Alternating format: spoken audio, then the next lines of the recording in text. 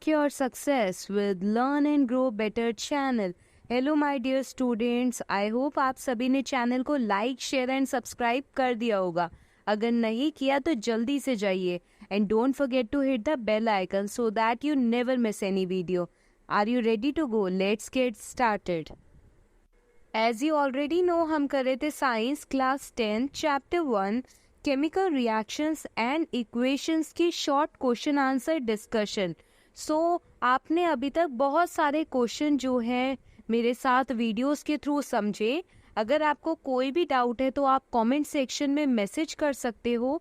हर concept जो है इन a easy way आपको समझाया जा रहा है ताकि आप उन चीज़ों को रिकॉल कर पाओ बार बार. सारी वीडियोस जो है प्लेलिस्ट की फॉर्म में अवेलेबल है चैनल पर.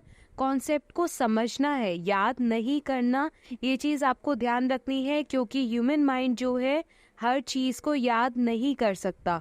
तो आपको कॉन्सेप्ट को समझना है और जब आप एक वीडियो 2 बार भी देख लोगे तो आपको इजीली वो चीज़ जो है आपके माइंड में डेवलप हो जाएगी. तो आंसर करना बहुत इजी हो जाएगा. ऐसे ही क्वेश्चंस को घुमाकर आपसे पूछा जाएगा. बस आपको ध्यान रखना है जो आपने समझा है उसे अप्लाई करना है. So are you ready to go? Let's get started. 7 is iron displaces copper from copper sulfate solution. Explain why. तो ये तो बहुत इजीली हमें पता चल गया कि आयरन जो है डिस्प्लेस कर रहा है कॉपर को कॉपर सल्फेट सॉल्यूशन से. दैट मीन्स आयरन जो है रिएक्टिव होगा कॉपर से एंड बिकॉज ऑफ दैट जो है आयरन डिस्प्लेस कर पा रहा है. बहुत इजीली हमने आंसर गेस कर लिया. बट अगर क्वेश्चन को थोड़ा घुमाकर पूछा जाता तो हमें पता होना चाहिए कि आयरन ज़्यादा रिएक्टिव है या कॉपर ज़्यादा रिएक्टिव है. अगर कॉपर पहले लिखा होता, जिंक दूसरी जगह लिखा होता, तब पूछा जा सकता था. यानी कि क्वेश्चन को बहुत अलग अलग फॉर्म्स में पूछा जा सकता है. इस क्वेश्चन का तो इजीली हम आंसर कर सकते हैं. Iron is more reactive than copper, hence the more reactive element iron displaces the less reactive element copper from copper sulphate solution. बहुत इजीली आंसर हो गया. अगर इस इक्वेशन की बात करें तो ध्यान से देखना है. कॉपर सल्फेट के सॉल्यूशन में आयरन को जब रखा जाता है तब होता क्या है, आयरन जो है कॉपर को डिस्प्लेस कर देता है. तो कॉपर सल्फेट का फॉर्मूला क्या होगा? CuSO4. कॉपर सल्फेट का फॉर्मूला आयरन का ऑलरेडी आपको पता है, सिंबल क्या होता है? Fe. तो आयरन ने क्या करा, कॉपर सल्फेट से कॉपर को हटा दिया. तो जब कॉपर को हटा दिया जाएगा तो क्या होगा, कॉपर अलग हो जाएगा और क्या बन जाएगा, उसकी जगह आयरन आ जाएगा. तो बन जाएगा आयरन सल्फेट. तो कॉपर सल्फेट जो है ब्लू कलर का होता है और जब आयरन उसके अंदर रखा जाता है, आयरन यानी कि हम बोल सकते हैं आयरन की नेल या आयरन की ब्लेड जब सॉल्यूशन में रखते हैं तो क्या होता है, वो ब्लू कलर का सॉल्यूशन सी ग्रीन कलर में चेंज हो जाता है. सो अब क्वेश्चन अराइज होता है, मैम कैसे पता चलेगा कौन किसको डिस्प्लेस करेगा? हमें कैसे पता चलेगा कौन ज़्यादा रिएक्टिव है, कौन ज़्यादा स्ट्रॉन्ग है, कौन ज़्यादा वीक है? तो यस, ये हम रिएक्टिविटी सीरीज के थ्रू समझेंगे.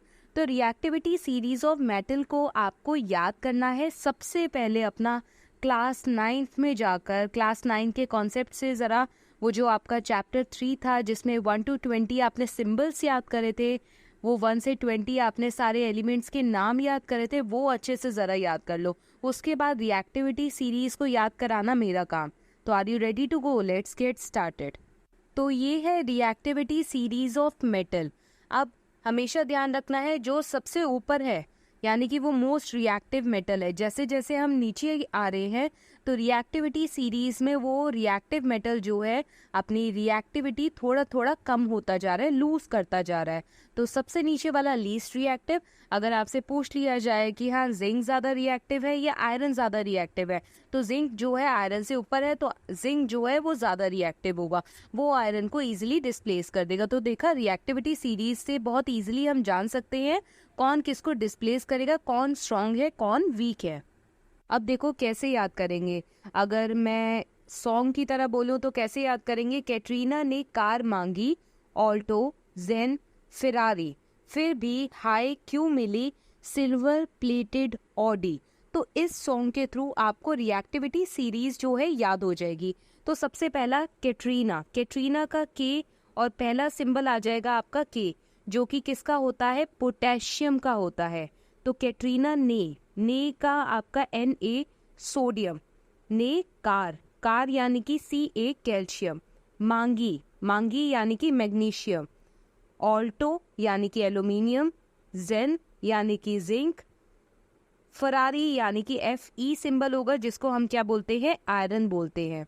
फिर भी अब यहाँ बीच में टिन मिस हो रहा है गाने में, तो वो आप अपनी तरफ से थोड़ा याद रखना कि आयरन और लेड के बीच में हमारा क्या आता है, टिन आता है। तो फिर भी यानी कि फिर का पी और भी का बी, दोनों मिलकर Pb बनता है, और Pb किसका सिंबल है, लेड का सिंबल है। उसके बाद क्या है, हाई यानी कि उसका एक तरह से क्या हुआ है, मांगा उसने क्या था पर उसे मिल क्या रहा है, तो हाई यानी कि उसका आ जाएगा फर्स्ट लेटर H, तो हाई जो है वो हाइड्रोजन। फिर आगे क्या आएगा, क्यू में आप ध्यान रखना Cu यानी कि कॉपर। उसके बाद आएगा मिली से आपका M से मर्क्यूरी। सिल्वर तो आपको ऑलरेडी पता है, सिल्वर का हमारा सिंबल क्या होता है, Ag। सिल्वर और गोल्ड के बीच में प्लैटिनम भी आता है जो इस सीरीज में शो नहीं है, तो सिल्वर प्लैटिनम ओडी। तो सिल्वर के बाद प्लैटिनम और ओडी, Au जो सिंबल है किसका है, गोल्ड का। तो दोबारा से एक बार देखो, कैटरीना यानी कि पोटेशियम, ने यानी कि सोडियम, कार यानी कि कैल्शियम, मांगी यानी कि मैग्नीशियम, कौन सी कार मांगी, ऑल्टो यानी कि एल्यूमिनियम, जेन, आगे फरारी। उसके बाद हमने क्या देखा, उसने ये सारी अपनी मांगे बताई। फिर भी यानी कि लेड, हाई यानी कि हाइड्रोजन, उसके बाद क्यू यानी कि कॉपर, मिली यानी कि मर्क्यूरी, सिल्वर यानी कि Ag, प्लैटिनम यानी कि प्लेटेड, एक तरह से प्लैटिनम यानी कि सिल्वर प्लेटेड ऑडी, तो प्लेटेड यानी कि प्लैटिनम। और फिर गोल्ड के लिए क्या था, ओडी, Au जो सिंबल है वो गोल्ड का होता है। तो ये है इजी वे जिससे हम रिएक्टिविटी सीरीज को इजीली याद कर सकते हैं। दोबारा से एक बार मैं आपको पूरी लाइन बोल देती हूँ ताकि आपको याद रहे। कैटरीना ने कार मांगी, ऑल्टो, जेन, फरारी, फिर भी हाई, क्यों मिली, सिल्वर प्लेटेड ऑडी। और अगर कोई भी डाउट है तो आप कमेंट सेक्शन में बताएंगे। Till then, take care. Thanks for watching and please subscribe the channel. Don't forget to hit the bell icon.